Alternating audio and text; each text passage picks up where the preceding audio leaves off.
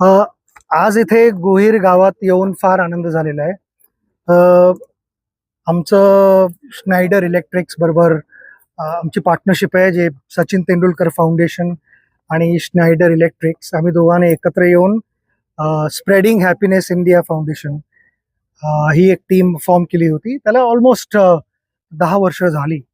अ, मला अजूनही आठवत आहे, आम्ही दिल्लीत भेटलो होतो आणि असा विचार केला होता की ना, काहीतरी आपण असं सुरू करायला हवं एकत्र येऊन, ज्याने लोकांच्या आयुष्यात एक पॉझिटिव्ह इम्पॅक्ट होईल. त्यांना काहीतरी त्यांना फायदा होईल आणि खास करून त्यांना एक ग्रासरूट लेवलपासून पण त्यांना फायदा व्हायला पाहिजे. आणि हळू बऱ्याचशा गोष्टी करत गेलो.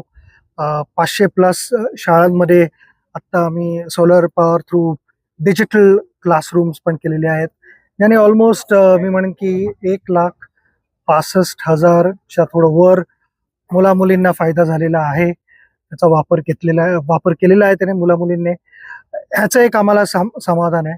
पण आम्हाला माहिती आहे की अशा गोष्टींची भरपूर गरज आहे इकडे आणि पार्टनर्सला एक स्नायडर इलेक्ट्रिक्स त्यांची गरज आहे की एकत्र येऊन, कारण हे सोलर पॅनल्स इकडे लावणं आणि मग ते मॉनिटर करणं आणि शिकवणं, इकडच्या जे लोकल्स आहेत त्यांना शिकवणं की त्याचा वापर कसा व्हायला पाहिजे आणि त्याला कसं आपण जपून त्याची काळजी पण घ्यायला पाहिजे.